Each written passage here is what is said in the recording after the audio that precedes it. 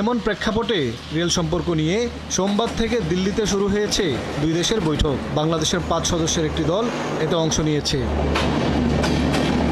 3 দিনের এই আলোচনায় বাংলাদেশ থেকে জোর দেওয়া হচ্ছে 3টি যাত্রীবাহী ট্রেন চালু, বন্ধন এক্সপ্রেসের ভিসা চেকিং স্থান পরিবর্তন, কেনা বগি দেশে আনা সহ কয়েকটি বিষয়ে।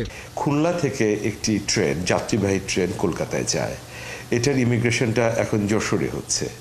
এটা প্রস্তাব আছে যে খুলনাতে করা যায় কিনা, খুলনা এবং ওদিকে হাওড়া। ফ্রেট ট্রেনের সংখ্যা কিভাবে বৃদ্ধি পেতে পারে, কিছু ব্রডগেজ ইঞ্জিন ওখান থেকে আসবার কথা আছে একটি প্রজেক্টের আওতাতে, সেটি সহ এবং আরও ভবিষ্যতে এগুলো বাড়ানো যায় কিনা। আর ভারত জোর দিচ্ছে বাংলাদেশের ভেতর দর্শনা চিলাহাটি ট্রানজিটের বিষয়টি। আগের সরকারের সময় বিভিন্ন দিক দিয়ে ট্রানজিটের কথা হয়েছিল।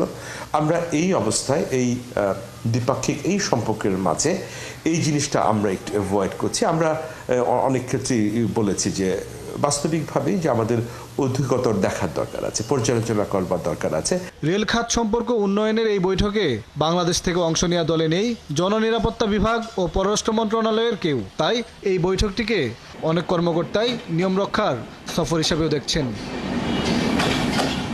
মোহন ইসলাম, ৭১, ঢাকা।